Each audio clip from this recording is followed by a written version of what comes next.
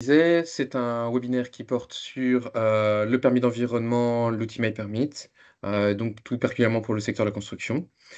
Donc la réglementation en région bruxelloise impose à certaines activités, d'obtenir un permis d'environnement, donc une autorisation ou une déclaration pour garantir que l'impact sur l'environnement reste limité.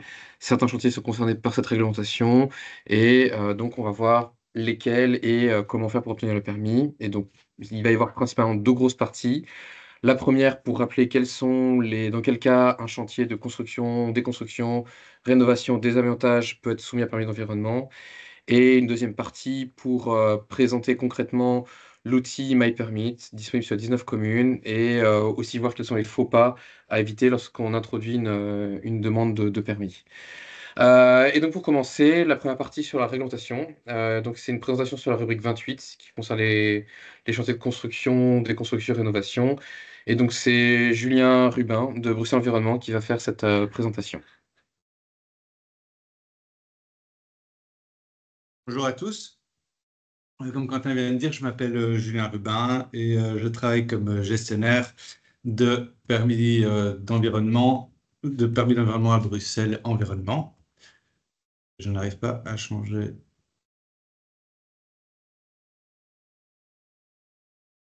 Voilà.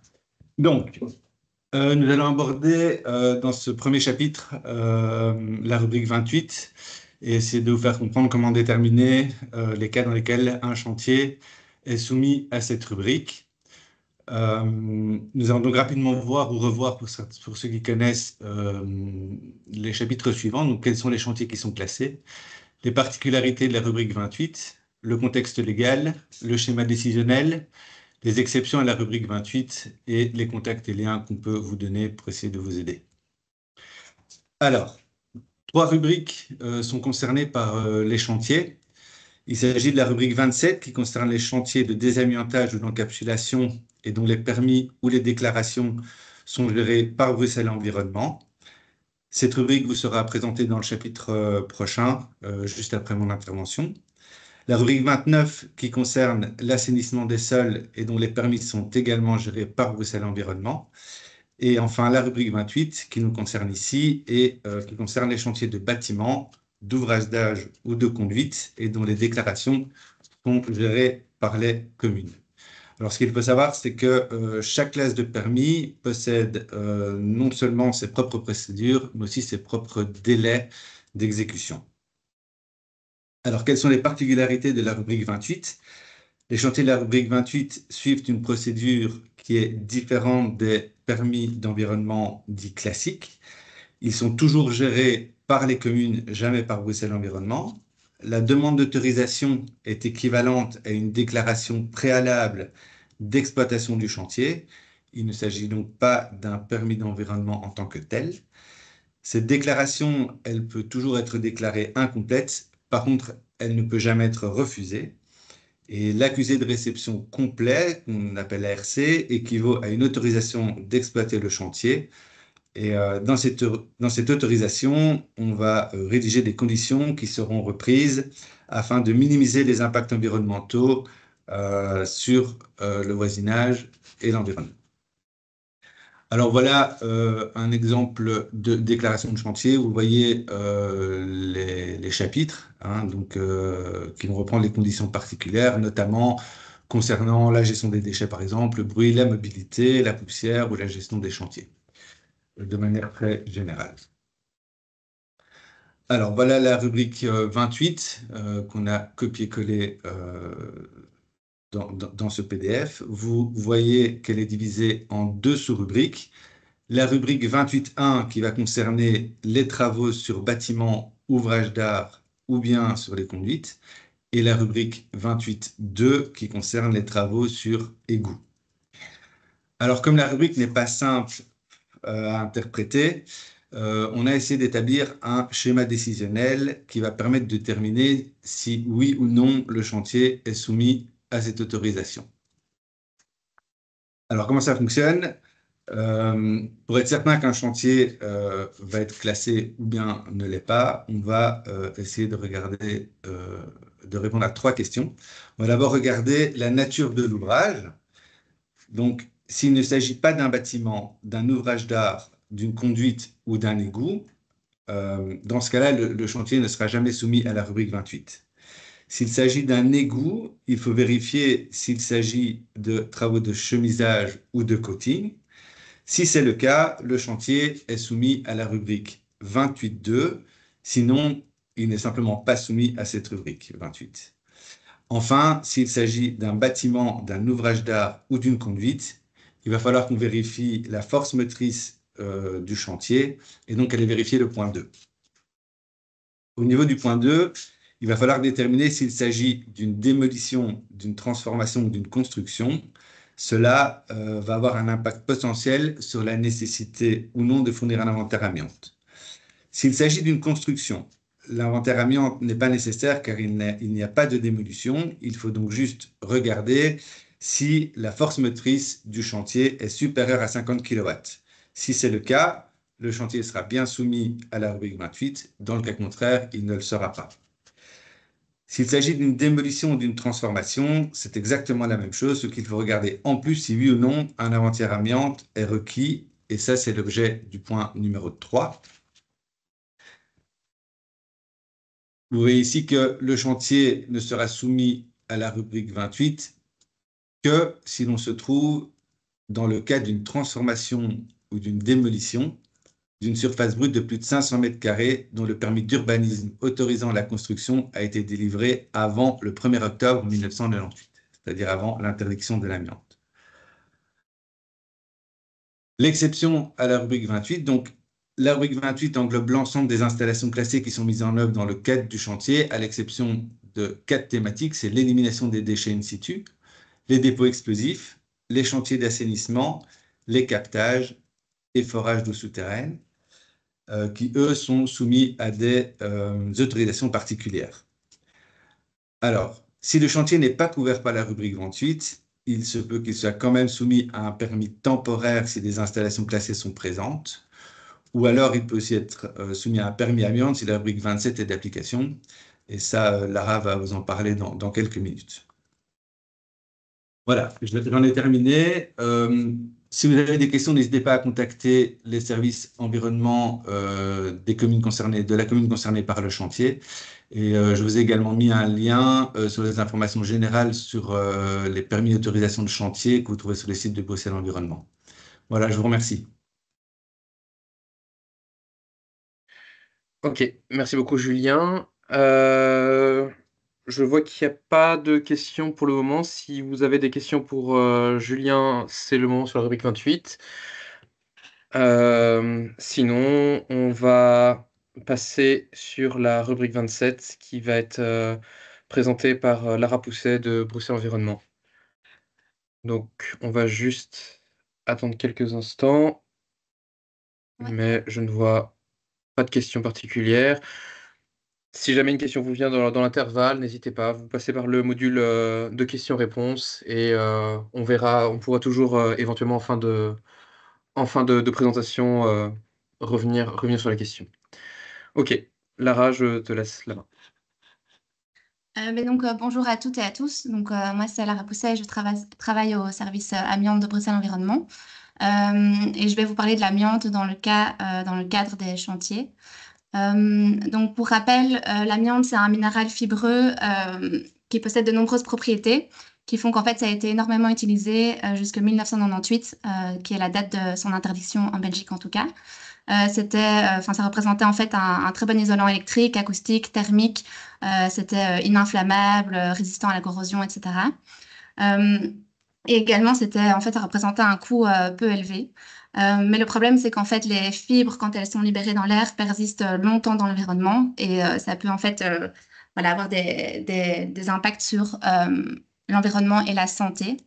Au niveau de la santé, le danger, c'est vraiment quand les fibres sont inhalées, parce qu'en fait, elles vont pénétrer extrêmement profondément dans les poumons et engendrer des maladies graves et mortelles comme le mésothéliome, donc le cancer de la plèvre, l'asbestose, etc.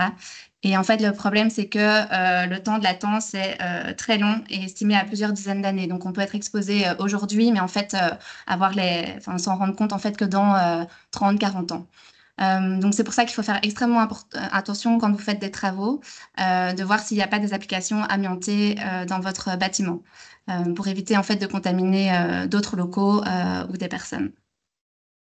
Au niveau des applications amiantées, il y en a vraiment énormément. Donc, il y a plus de 3500 applications. Ça peut se trouver vraiment partout, dans des éléments plutôt structurels, donc tout ce qui est faux plafond, poutres, sol, dalles de sol, colle, etc. Ou des équipements plus techniques, donc les chaudières, donc les joints de chaudière, les cordes, etc. Les patins de frein, d'ascenseur, donc vraiment partout. On distingue deux catégories d'amiante, enfin de matériaux amiantés. Donc, il y a l'amiante qu'on appelle friable. Donc ça, c'est vraiment quand les fibres d'amiante sont faiblement liées à la matrice ou à un autre matériau et que donc en fait les fibres vont se libérer beaucoup plus facilement. Et puis il y a l'amiante non friable, donc ça c'est typiquement l'amiante ciment. Donc là les fibres sont un peu plus emprisonnées, on va dire, dans la matrice et donc plus difficilement libérables. On estime que les matériaux friables sont du coup plus dangereux. Typiquement, les calorifuges, donc les isolations de tuyaux de chauffage, les boilers, où là, ça libère extrêmement. L'amiante ciment, donc les tôles ondulées, ardoise en amiante ciment, menuiserite. Attention que la menuiserite, on considère que c'est de l'amiante, enfin, c'est de l'amiante non friable, mais on le considère comme de l'amiante friable si on l'enlève, parce que ça libère extrêmement facilement. Au niveau du cadre légal, en fait, il y a vraiment deux autorités, on va dire, compétentes et différentes. Donc, au niveau de la protection des travailleurs face aux risques liés à l'exposition de l'amiante, donc ça, c'est vraiment le SPF, Emploi, Travail, Concertation sociale, qui a la compétence. C'est une compétence fédérale et qui se base sur un arrêté de 2006. Et puis, il y a la protection de l'environnement et du public, qui est une compétence régionale et qui est la compétence de Bruxelles Environnement. Et là, on se base sur l'arrêté de 2008 qui régit un peu les conditions au chantier d'enlèvement et d'encapsulation d'amiante. Alors à Bruxelles, il n'y a pas d'obligation d'enlever l'amiante, sauf si on va faire des travaux qui touchent à un matériau amianté. Ou alors qu'on va évacuer un équipement amianté. Donc là, typiquement, si on évacue une chaudière amiantée, il faut le faire selon les règles de l'art. Petite remarque ici, c'est qu'il y a une interdiction quand même d'utiliser des outils mécaniques tournant à grande vitesse, donc tout ce qui est forêt, scie, etc., ou tout ce qui est karcher, donc ça, il y a une interdiction. Alors, pour savoir s'il y a la présence de matériaux amiantés dans votre bâtiment, il y a l'inventaire amiante. Donc ça, c'est vraiment un outil essentiel pour gérer l'amiante et savoir si et où il y a des applications amiantées. Il y a deux grands types d'inventaire avec des objectifs différents. Donc, il y a d'un côté l'inventaire visuel qui se fait dans le cadre d'un programme de gestion. Donc, ça, c'est vraiment dans le cadre de la législation fédérale. Et c'est vraiment savoir où sont les applications amiantées qui sont facilement accessibles, mais sans aller démonter un faux plafond ou faire plus d'investigation que ça. C'est vraiment pour gérer les matériaux et savoir en fait comment on va les gérer à court, moyen ou long terme. À côté de ça, il y a l'inventaire destructif qui est réalisé dans le cadre de la législation régionale. Donc là, c'est un inventaire vraiment plus approfondi où on va vraiment aller voir où sont toutes les applications amiantées et pas seulement celles qu'on voit facilement. Et voilà. Donc ça, c'est vraiment un inventaire qui se fait dans le cadre de travaux de rénovation et de démolition. Dans certains cas, en fait, l'inventaire doit être conforme à l'annexe 1 de l'arrêté de 2008. Dans le cadre vraiment de la législation relative à la protection de l'environnement et du public. C'est soit lorsqu'il y a une demande d'autorisation pour un chantier d'enlèvement ou d'encapsulation d'amiante. Donc là, vous savez que il y a des applications amiantées qui nécessitent permis. Il faut que l'inventaire soit conforme. Ou lorsque on se retrouve dans une démolition ou transformation d'un bâtiment dont la surface totale est supérieure à 500 m². Attention qu'un inventaire doit être réalisé avant tout travaux de démolition et de rénovation. Donc, même si vous êtes en dessous des 500 m², il faut quand même faire un inventaire amiante, mais celui-ci ne devra pas forcément être conforme. Alors, pour la personne qui peut réaliser l'inventaire, en fait, il n'y a pas vraiment de règles, il n'y a pas d'enregistrement pour le moment en tout cas. La seule règle, si je puis dire, c'est que la personne qui réalise l'inventaire doit être indépendant à la société qui va faire les travaux de désamiantage. Et alors, comme on réalise généralement des analyses d'échantillons, les analyses doivent être faites par un laboratoire agréé par le SPF. Alors, une fois que vous savez qu'il y a des applications amiantées dans le bâtiment et que vous les enlevez, ben, c'est potentiellement soumis à autorisation et donc à la rubrique 27.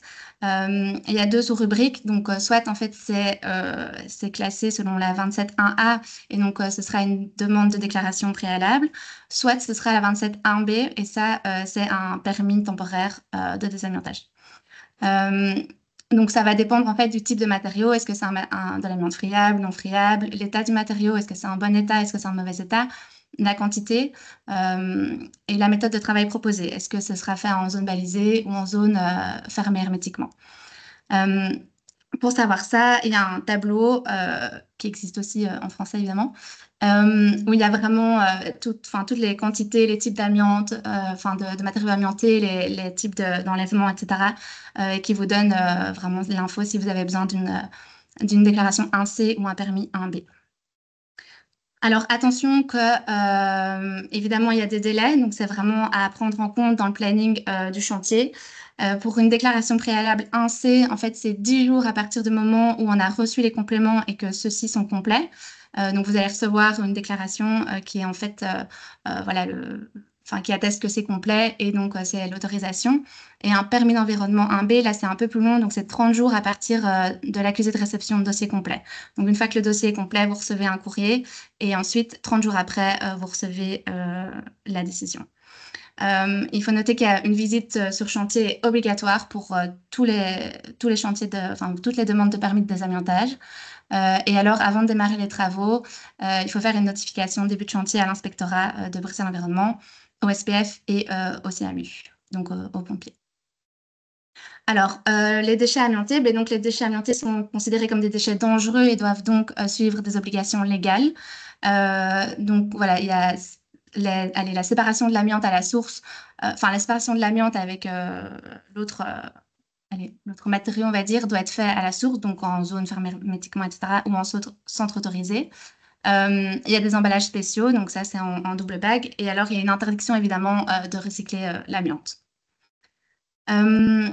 Lorsque vous êtes dans le cas d'un chantier qui est soumis à autorisation préalable, il y a une remise obligatoire des déchets à un collecteur agréé, donc il va venir sur le chantier chercher les déchets pour les transporter. Si c'est un chantier qui est non soumis à autorisation préalable, soit vous pouvez remettre les déchets à un collecteur agréé, ou alors vous pouvez les transporter, ça peut être transporté par le producteur de déchets vers un centre de traitement, mais jusqu'à 500 kg. Et alors, attention aux documents de traçabilité qui sont très importants.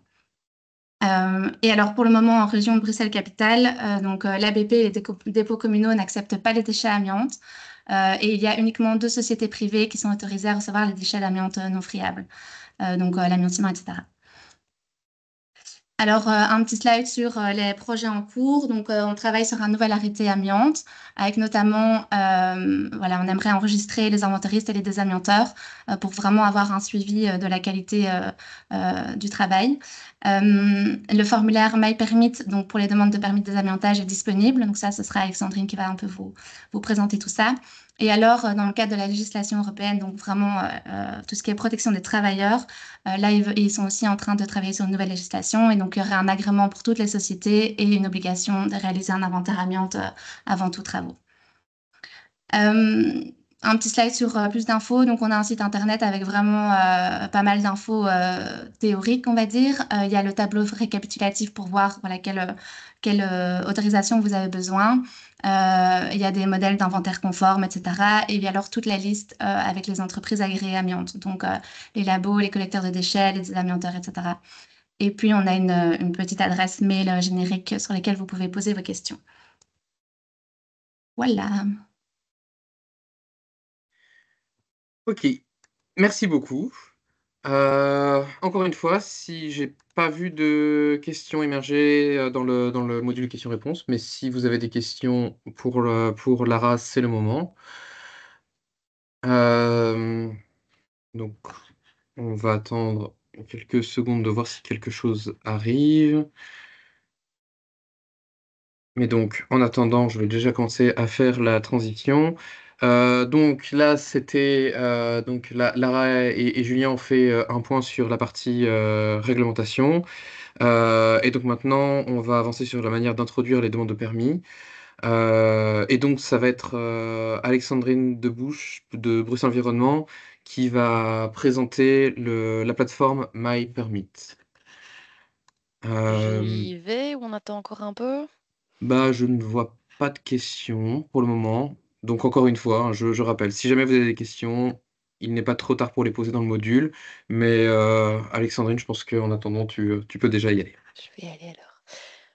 Hop, je partage mon écran.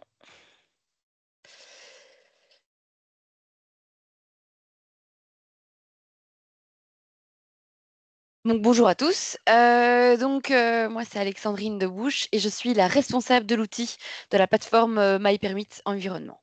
Durant cette petite présentation, je vais d'abord vous expliquer ce qu'est MyPermit dans son ensemble et ensuite je passerai directement dans le vif du sujet en vous montrant, en vous faisant une démonstration de l'outil. Donc, MyPermit Environnement, c'est une plateforme qui permet l'introduction des demandes, donc des demandes de déclaration, de permis d'environnement et de modification.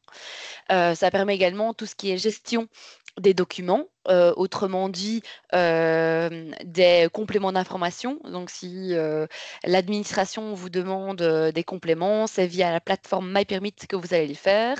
Et dernièrement, bientôt, on aura la gestion des courriers, donc les courriers officiels de l'administration, y compris les décisions, donc le permis d'environnement, seront envoyés sur la plateforme MyPermit. Alors comment? On se connecte à la plateforme grâce à une connexion avec sa carte d'identité, donc en tant que citoyen, et ce sont des formulaires interactifs et intelligents. Donc en d'autres mots, la plateforme ne vous pose que les questions qui vous concernent en fonction de ce que vous avez rempli sur le formulaire. Alors, le MyPermit est disponible pour plusieurs procédures, pour les permis généraux de la classe 1B à la déclaration 3, pour les prolongations, les modifications de permis, mais surtout, et c'est là que ça vous concerne, pour les chantiers, ce qu'on appelle les chantiers généraux, donc pour tout type de chantier, pour les déclarations de chantier et pour les permis d'environnement liés à l'encapsulation et l'enlèvement de l'amiante. Dans la démonstration, je vous montrerai comment se connecter.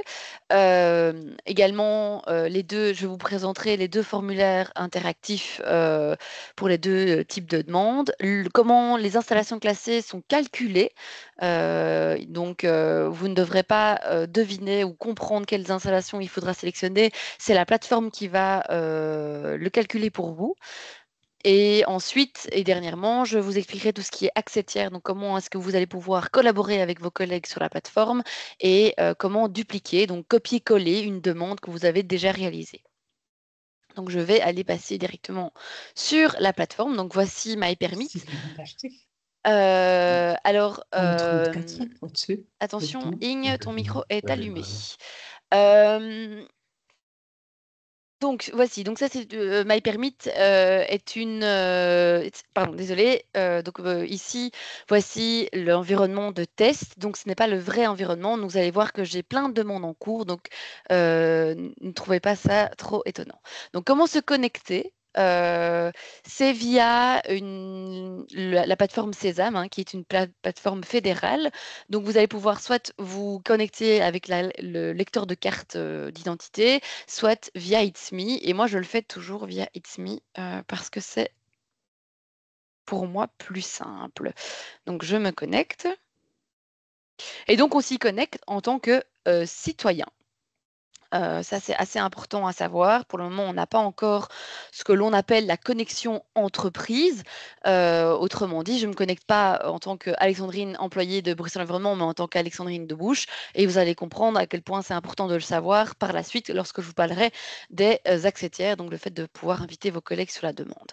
Je vous rassure, vos données personnelles ne sont pas du tout utilisées par la plateforme. La seule chose qu'on sait, c'est que votre nom et votre prénom, juste pour la connexion.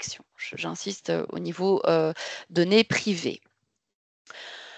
Donc voici, je suis connectée sur la plateforme et je vais pouvoir cliquer sur Nouvelle demande. Vous allez tomber sur cette page sur laquelle se trouvent toutes les tuiles disponibles. Donc les tuiles sont les boutons qui vont vous diriger vers un nouveau formulaire. Donc il y a tous les types de formulaires. Ce qui vous concerne, c'est évidemment les déclarations pour un chantier et le permis pour l'enlèvement et l'encapsulation de l'amiante. Si je clique sur Déclaration pour un chantier, vous allez d'abord tomber sur une page d'introduction, une page de garde qui va vous expliquer en quoi concerne ce formulaire et si vous êtes bien sur le bon formulaire et éventuellement certains contacts. Donc moi, je suis sûre que je suis dans le bon cas. Je peux créer une demande et je tomberai donc sur un formulaire vierge pas encore complété. Euh, lors de votre première utilisation sur MyPermit, vous allez tomber sur ce qu'on appelle une aide interactive, donc des bulles bleues qui vont vous expliquer le formulaire. Alors d'abord, il vous explique, les choses importantes, que le formulaire en stade brouillon, donc avant qu'il soit envoyé à l'administration, il va durer 1 an. Vous avez 1 an pour construire votre formulaire et l'envoyer à l'administration. C'est pour un objectif de responsabilité numérique que l'on supprime cette demande après 1 an. Donc, ensuite, il vous explique qu'évidemment, il y a 4 phases sur la demande et c'est en complétant bien ces 4 phases que vous allez après pouvoir l'envoyer. Dans ces 4 phases, on va retrouver des sections, donc des pages que vous voudrez également compléter et vous allez pouvoir naviguer dans le formulaire via ces boutons, mais également, ce qui n'explique pas, mais via simplement les boutons. Ici, vous allez pouvoir cliquer sur le lieu d'exploitation. De toute façon, vous allez le voir durant la démonstration que je navigue pas forcément via ces boutons. Et alors, chose importante, c'est que dans tous les formulaires, vous allez avoir cette petite bande bleue dans laquelle vous allez trouver le bouton pour gérer les accès. J'expliquerai ça par la suite. Vous allez pouvoir exporter votre formulaire en format PDF. Donc, à tout moment de la demande, lorsque vous la complétez, si vous avez besoin d'un format PDF pour pouvoir l'envoyer à un collègue ou autre, vous pouvez l'exporter à tout moment. Et dernièrement, vous pouvez également sauvegarder votre demande. Il faut savoir qu'à chaque fois que vous changez de section et de phase, il y a une sauvegarde automatique. Mais si jamais vous quittez le site et que vous voulez être sûr que les dernières modifications sont sauvegardées, vous pouvez toujours cliquer sur ce bouton. Et dernièrement, si jamais vous avez besoin de reconsulter l'aide interactive, vous pouvez à tout moment la revoir. Donc voici, ça c'est vraiment une demande vierge, mais je ne vais pas m'attarder plus longtemps là-dessus. Je vais aller sur une demande déjà créée. Donc, hop, si je retourne sur la page d'accueil, je peux accéder à mes demandes. Dans mes demandes, j'ai toutes les demandes que j'ai déjà entreprises, envoyées en brouillon, etc.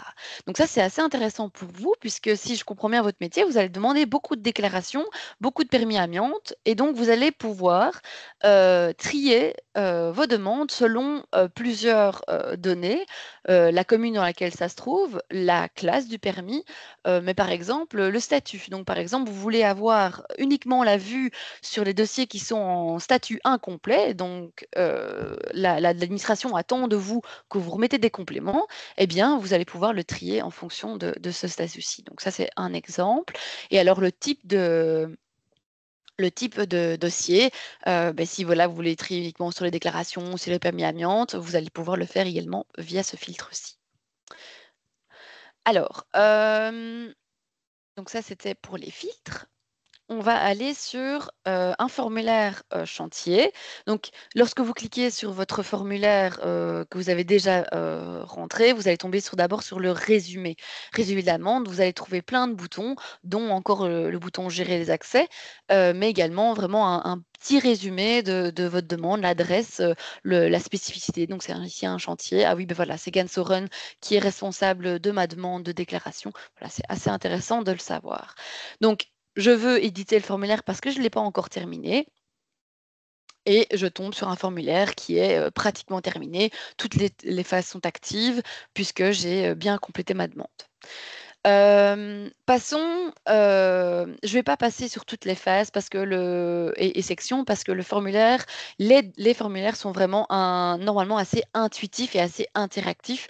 Donc, la plateforme, normalement, ne nécessite pas forcément de formation. Je vais m'arrêter sur plutôt le calcul de l'installation classée. Donc, pour les chantiers, le calcul va vraiment se faire en fonction de ce que vous allez remplir dans la nature des travaux ici dans la section caractéristiques. Donc, dans l'exemple ici, j'ai sélectionné transformation. J'ai dit que j'avais une transformation partielle. Donc, par exemple, ici, si je mets transformation totale, non, il n'y a pas de variation, sorry. Donc, transformation partielle. Ensuite, on va me dire qu'effectivement, l'installation 28.1 a été rajoutée parce que j'ai indiqué ces deux aspects-ci. Si, par exemple, à l'inverse, j'ai mis que j'avais une démolition et que c'était une démolition partielle, on va indiquer également qu'il s'agit d'une 28.1. Ensuite, on va me demander la surface des travaux. Donc, si je mets par exemple que c'est 510 mètres carrés, eh bien, parce que j'ai dépassé les 500 mètres carrés, le formulaire est interactif et va me demander si oui ou non mon bâtiment a été construit avant ou après les années 98, et ce pour la problématique de l'amiante.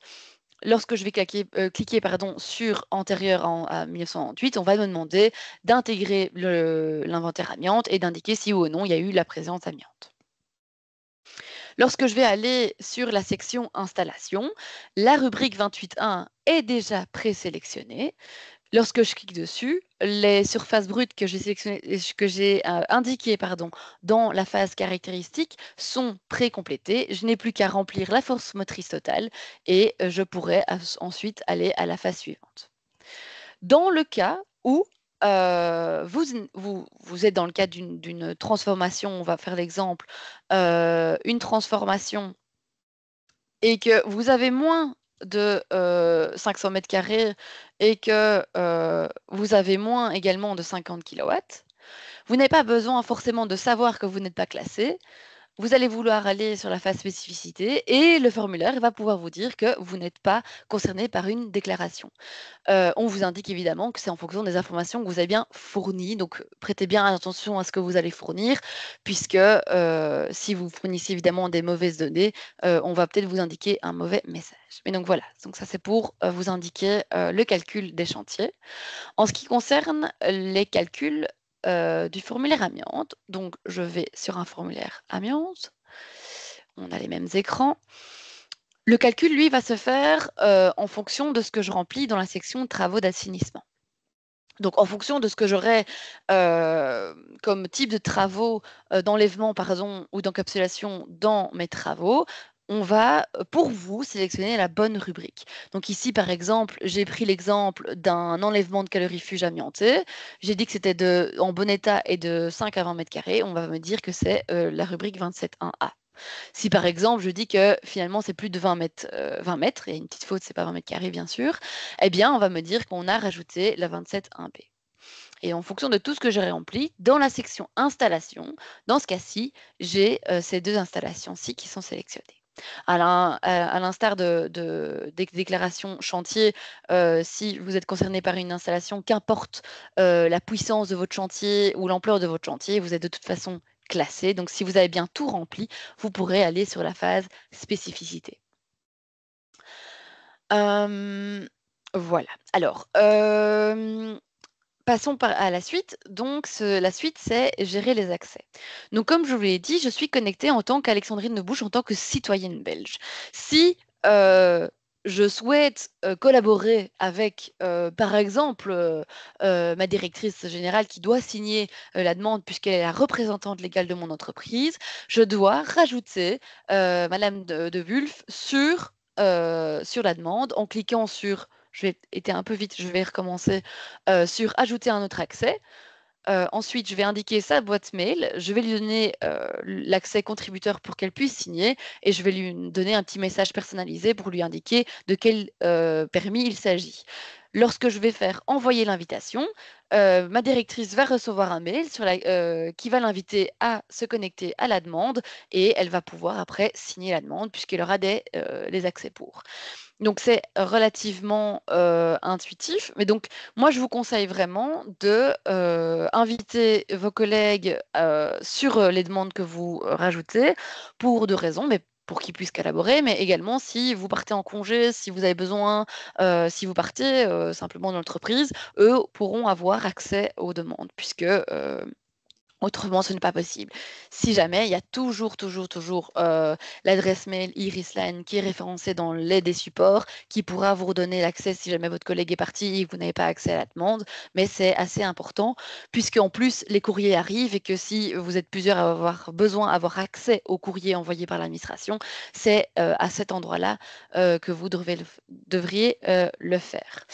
Euh, je vous rassure, tout ce que je viens de vous expliquer par rapport aux accès tiers est expliqué également dans la page et des supports.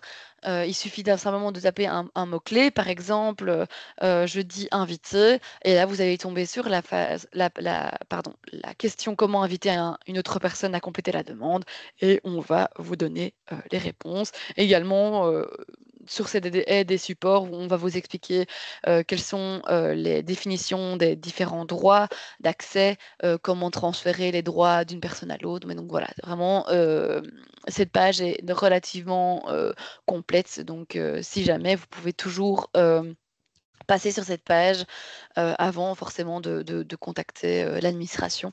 Normalement, peut-être que vous allez trouver votre réponse à cet endroit-là. Je vais terminer la petite démonstration en vous expliquant la duplication. Donc, qu'est-ce qu'une duplication? C'est simplement le fait de copier-coller, donc de faire une copie d'une demande que vous avez déjà réalisée. Typiquement, vous avez fait une déclaration chantier, vous devez en refaire une pour un autre chantier, mais c'est vraiment très similaire, vous allez pouvoir la dupliquer. Par exemple, je suis designmenteur, j'ai une demande qui est très très similaire et j'aimerais bien qu'on copie toutes les données que j'ai déjà mis pour, par exemple, le demandeur, donc toutes les données de contact, etc., pour pour mon entreprise, mais le travaux d'investissement, ce ne sera pas le même, le lieu d'exploitation pas, et par contre, les spécificités sont très très similaires, donc voilà, je vais dupliquer, et les informations que j'ai sélectionnées seront dupliquées dans la demande, et je vais pouvoir refaire, continuer mon travail en m'ayant sauvé du temps par rapport à ce que j'ai sélectionné dans la duplication. Voilà, je pense que j'ai fait le tour. Je vais retourner à la présentation. Et est-ce qu'il y a des questions liées à MyPermit?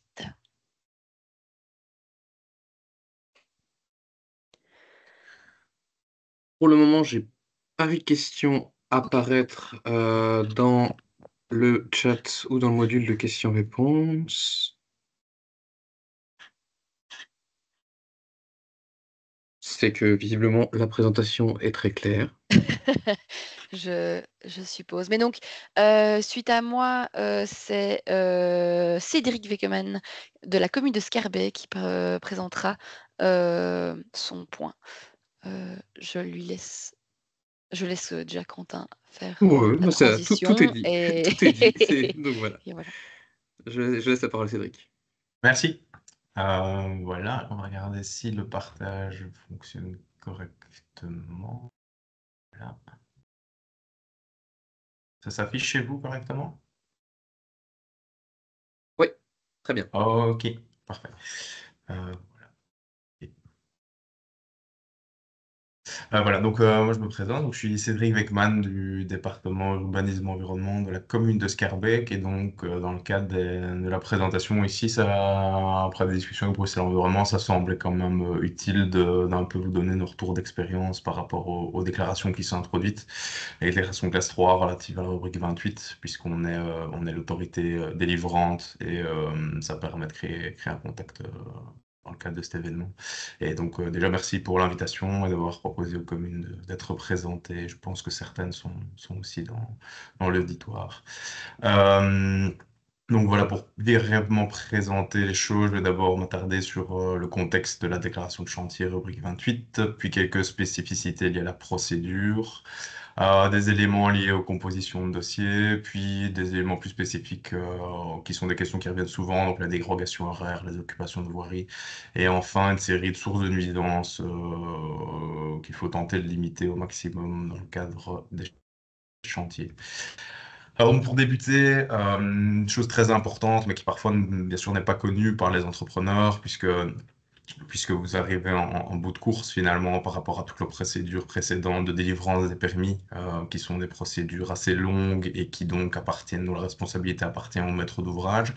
Donc, ce qu'il faut savoir, bien sûr, c'est qu'avant que vous interveniez, il y a des permis d'urbanisme et d'environnement qui sont préalablement délivrés. Dans le cadre de ces permis, il y a des études spécifiques qui sont menées, comme des études d'incidence, des rapports d'incidence, qui comprennent des champs en fait chantiers et qui donc peuvent formuler des recommandations en matière de chantier. Et ces autorisations permettent aussi d'intégrer des conditions spécifiques qui parfois sont relatives à la bonne mise en œuvre du chantier, comme j'ai repris ici donc la protection des arbres, la lutte contre le bruit et les vibrations, des dérogations éventuelles à l'ordonnance nature ou des éléments spécifiques à prendre en compte dans le cadre des désamiantages. Et donc, bien sûr, tous ces éléments-là, ils sont après à prendre en compte ultérieurement quand vous allez introduire une déclaration de chantier auprès de notre service. Donc, il faut aussi s'assurer que la communication entre le maître d'ouvrage et les entrepreneurs soit optimale. Ce qu'on constate parfois, c'est qu'effectivement, vous ne disposez pas toujours de ces informations-là et donc lire quand même les permis et ce qui en a découlé, c'est quand même quelque chose d'assez important. Sinon, en fait, on se retrouve dans une situation où on émet beaucoup d'accusés de réception incomplets pour avoir des informations complémentaires. Donc, en fait, ce lien à développer entre le maître d'ouvrage et les entrepreneurs nous paraît important. Sachant qu'il y a un long temps de latence en fait, entre le permis qui est délivré et l'introduction de la déclaration de chantier qui se fait généralement peu de temps avant le début des travaux. Donc il ne faut pas non plus que ce long intervalle de temps ne soit pas mis à profit. Et donc il faut déjà, en fait, une fois que l'entrepreneur est défini, pouvoir poser les bonnes questions et constituer le dossier de déclaration. Le but étant qu'il y ait une analyse des impacts et des conditions générales spécifiques qui soient bien respectées, parce qu'en fait, on va analyser les déclarations de chantier par rapport à vraiment leur spécificité locale et dans quel cadre est-ce que ces chantiers vont avoir lieu dans nos communes. Donc, ça nous intéresse d'avoir quand même des éléments spécifiques.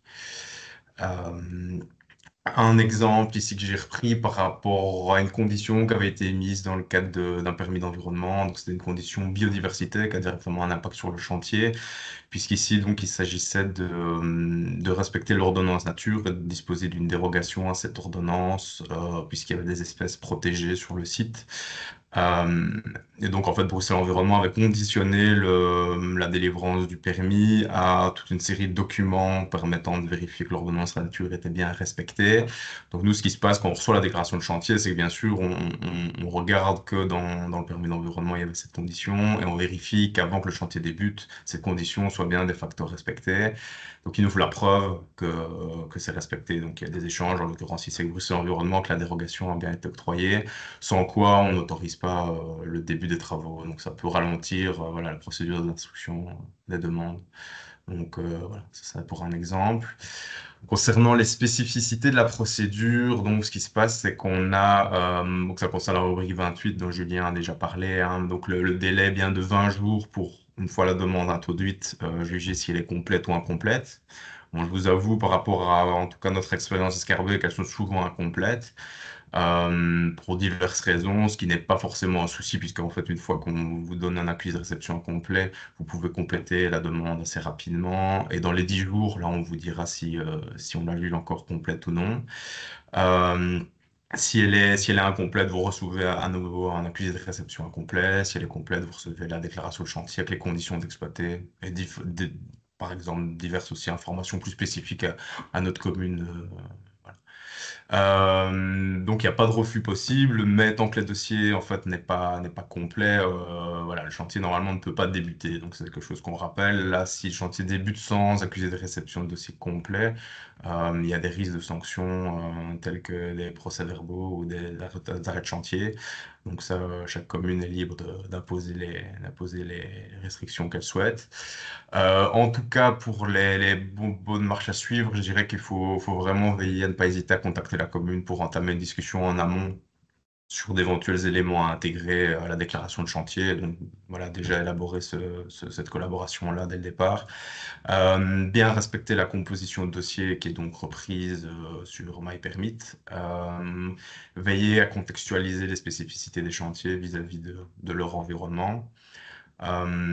À introduire le plus anticipativement possible, donc dans la mesure du possible, c'est-à-dire que si ça nous parvient 20 jours avant de débuter le chantier, comme je l'ai dit, comme il y a des phases d'aérie ou des documents qu'on est susceptible de demander, bah, c'est difficile d'assurer le fait de débuter avec ce document-là complet. Donc, anticipativement, ce qu'on entend généralement, en tout cas de notre côté, par anticipativement, c'est minimum, je dirais, 1 mois et demi avant de débuter le chantier, déjà entreprendre des démarches, c'est une bonne idée. A priori, vous avez quand même une bonne connaissance de comment votre chantier va se débrouiller, va se dérouler. S'il y a des modifications en cours de route, c'est aussi ça, à ça que servent les ARI, les accusés de réception incomplets. C'est aussi de pouvoir revoir les plans ou préciser des choses. Donc, faut pas hésiter. Il y a aussi une possibilité qui est exploitée, c'est celle de scinder le chantier en plusieurs phases et donc faire plusieurs déclarations. Donc, par exemple, une phase qui concerne la démolition, une phase qui concerne la construction. Comme les entrepreneurs sont parfois différents et que les machines parfois ne sont pas non plus connues, les machines qu'on va mettre en œuvre dans 6 mois, c'est des informations dont on a besoin pour les plans de chantier notamment et analyser les incidences. Donc, pour rappel, débuter sans accuser de réception de déclaration complète, donc via RC, ça constitue une infraction.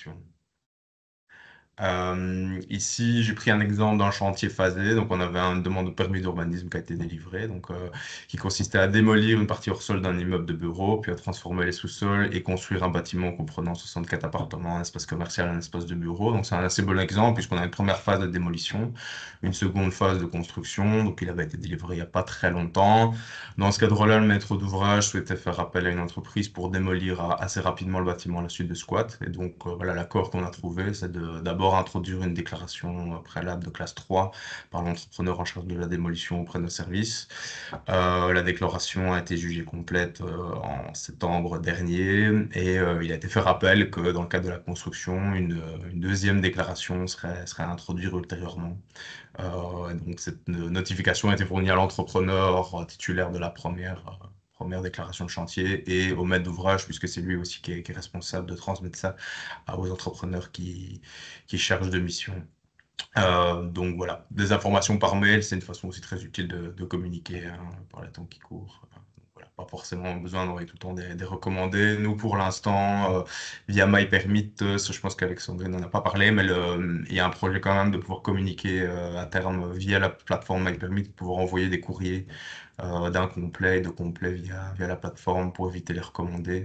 Donc ça, c'est aussi en cours de travail. Ça sera bientôt disponible. Au niveau des éléments de composition de dossier, donc l'idéal c'est de débuter par MyPermit, c'est d'avoir les éléments qui sont nécessaires. Donc avant d'introduire, ben, ça peut déjà les pièces de dossier peuvent déjà être chargées au fur et à mesure en fait, en n'hésitant pas à nous contacter afin de savoir s'il y a des spécificités et des documents en plus de ceux demandés dans MyPermit à fournir. L'idéal, c'est de faire ça avant validation dans MyPermit, comme ça déjà la commune sait qu'elle va recevoir une demande et peut déjà voilà, vous prévenir qu'il y a des documents qui manqueront ou des documents qui sont à fournir. Ça permet d'éviter les surprises. Un exemple de document qui est souvent demandé par la commune, c'est la mise en place de moyens de communication spécifiques auprès des riverains, comme des courriers toutes boîtes bilingues, mise en place de sites web, des mailing lists avec des comités de quartier, des réunions d'information. Donc ça, chaque commune est compétente en fait pour définir quels sont les leviers qu'elle souhaite utiliser pour informer ses citoyens. Donc toujours bien veiller à contextualiser les moyens mis en œuvre pour éviter les nuisances. Donc souvent on reçoit des chartes de bonnes pratiques en fait qui sont intéressantes, mais il faut aussi veiller à ce que des éléments spécifiques suivant la localisation du chantier et des antécédents soient bien intégrés comme j'en ai parlé préalablement. Il faut bien veiller à préciser si d'autres autorisations sont en cours de demande ou vont être demandées. Ça permet de nourrir un peu le dossier. Donc, par exemple, des autorisations d'occupation de voirie, des permis désamiantage auprès de Bruxelles Environnement, des projets de rabattement de nappe qui sont aussi des autorisations à demander à Bruxelles Environnement. Toutes ces informations-là, ça nous permet aussi de savoir quels sont les futurs incidents du projet et si tout va bien se dérouler. Il faut bien veiller à ce que par exemple, la phase désamiantage des travaux soit bien reprise dans le planning, transmis avec la déclaration. Donc, chaque déclaration est complétée via un planning des travaux. Et donc, ça, on aimerait aussi savoir quand est-ce que la phase de désamiantage va débuter. Il y a une note explicative qui est indispensable et qui vous permet vraiment toutes les latitudes pour expliquer différentes choses. Ensuite, il y a des plans. Les plans, ça doit être ceux du chantier, pas ceux du permis d'urbanisme. Ils doivent être bien être légendés. Donc, c'est des plans spécifiques. Vous allez avoir une illustration juste après. Donc, ici, c'est un exemple de courrier toute boîte. Donc, nous, à Scarbeck, on demande à ce qu'un courrier toute boîte soit distribué avant l'entame du chantier et à chaque fois que des dérogations horaires, par exemple, sont octroyées par notre bourgmestre. Donc, on demande à ce que ce courrier, bien sûr, soit bilingue, reprenne les coordonnées de l'entrepreneur pour qu'il puisse être contacté. Le but étant de créer aussi un climat de confiance entre les riverains et l'entrepreneur pour que la communication soit efficace. Il n'y a pas d'exemple de courrier toute boîte. Voilà, donc ça vous est prêt libre à vous de créer les outils qui vous sont utiles, sachant que c'est réutilisable à Bruxelles dans différentes communes. Ici, on a un exemple de plan de chantier donc, qui est particulièrement pertinent. Donc, on a demandé de préciser toute une série de choses. Donc, ici, on a vraiment l'emprise des grues, les différentes zones de chargement, déchargement, les containers, les systèmes d'alimentation électrique du chantier. Donc, tous ces éléments-là, ils doivent figurer. On doit pouvoir se rendre compte vraiment de l'emprise et de l'impact que ça a sur l'environnement proche du chantier. Concernant les dérogations horaires maintenant, donc pour rappel, le règlement régional d'urbanisme fixe ça dans son titre 3, article 4, sachant donc qu'il est interdit normalement de travailler les samedis, dimanches, jours fériés. Les horaires sont limités du lundi au vendredi de 7h à 19h, 7h à 16h pour les travaux bruyants. Je vous avoue que c'est rarement des problèmes qu'on rencontre après 16h, entre 16 et 19h. Le problème, c'est plutôt les travaux qui commencent trop tôt ou qui ont lieu les week-ends. Donc, en fait, le champ de la déclaration de classe 3, c'est le respect de ce règlement régional d'urbanisme. Donc, on n'octroiera pas une dérogation horaire à travers la déclaration de chantier en théorie. Cette demande de dérogation, elle doit se faire de façon exceptionnelle auprès du bourgmestre de la commune. Donc là, il y a différentes procédures qui existent en fonction des communes. Et donc, c'est bien hors champ d'application de la déclaration de classe 3. C'est bien des exceptions aux horaires repris dans les conditions de la déclaration. Et donc, j'ai repris ici le champ qui est repris dans le règlement régional d'urbanisme qui dit que les demandes doivent être faites auprès du bourgmestre 10 jours ouvrables avant le début des travaux. Et donc, il faut que le bourgmestre fixe les différentes conditions d'octroi de cette dérogation horaire. Donc voilà, pour ça, renseignez-vous aussi auprès des communes pour savoir quelles sont les techniques employées. Au niveau donc de ces dérogations horaires, ici je prends un exemple pour Scarbeck, donc c'est qu'on utilise Eagleby et donc ça arrive auprès d'un de nos services qui s'occupe après de dispatcher les demandes auprès de notre bourgmestre. Il y a aussi une boîte mail qui existe, un bourgmestre@1030.be. Donc le mieux c'est de voir avec chaque commune comment les dérogations peuvent être sollicitées, octroyées. Au niveau des occupations de voirie, maintenant, bon, ça sort aussi du champ d'application pur et dur, on va dire, de la déclaration de classe 3. Maintenant, on souhaite aussi savoir ce qu'il en ressort, et notamment pour que les plans soient clairs à ce niveau-là. Donc, normalement, c'est le gestionnaire de voirie compétent qui octroie ces occupations de voirie. Ça se fait généralement via la plateforme Osiris. Donc, si vous sollicitez une demande via la plateforme Osiris, c'est bien l'indiquer dans votre note explicative. Sur les plans, il faut aussi que l'emprise en voirie du chantier soit claire et soit concordante avec ce qu'elle demandé en termes d'occupation de voirie. Donc ici, j'ai pris un exemple illustré. Alors, pour terminer, au niveau des sources de nuisances qu'on rencontre, donc ça, chaque commune est spécifique et a des comités de quartier aussi qui sont plus ou moins sensibles à différentes nuisances et un bâti qui est aussi divers et varié. En tout cas, l'objectif général, c'est de limiter les nuisances pour les riverains, puisqu'on constate que le chantier se génère de nombreuses plaintes, fluidifier le traitement des déclarations introduites et aussi limiter les infractions. Parce qu'on se constate qu'il y a toute une série de chantiers qui se déroulent en fait en dehors des normes fixées par les conditions d'exploiter de la rubrique 28, et donc c'est un peu gênant de rentrer dans des procédures de plainte et d'infraction. Favoriser la communication entre les intervenants afin d'entretenir et créer une relation de confiance, telle que je l'ai évoqué préalablement, et assurer une mise en œuvre de permis d'urbanisme d'environnement dans des conditions optimales en fait, pendant toute la durée du chantier.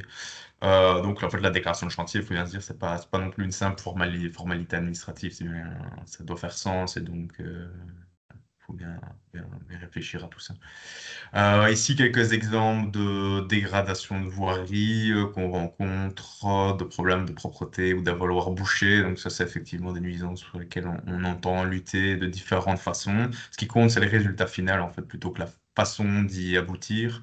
Mais il faut éviter tout ça. Donc ça, vous devez prendre les mesures pour y arriver. Ça peut se faire via le nettoyage des camions, via la mise en place de bacs de décantation, via le nettoyage des voiries réguliers avec des camions de lavage. Les problèmes de pollution lumineuse, généralement liés aux grues, donc du suréclairage, d'un éclairage qui n'est pas correctement adapté en fait au lieu dans lequel il se trouve. Donc on a quand même beaucoup de plaintes. La réglementation, à ma connaissance, est un peu laxe par rapport à ça. On ne sait pas vraiment quelle mesure est-ce que l'éclairage via les grues, etc., est jugé nécessaire ou non nécessaire et peut être encadré. C'est un peu le même principe. On attend aussi l'atteinte de résultats efficients de ce point de vue-là. Et si possible, diriger l'éclairage en dehors des chambres, des habitations, en dehors des zones sensibles où il y a de la faune sensible. Donc c'est une réflexion à avoir aussi à ce niveau-là pour éviter les plaintes. Protection de la faune et de la flore, donc c'est la protection des arbres, que ce soit les couronnes des arbres ou les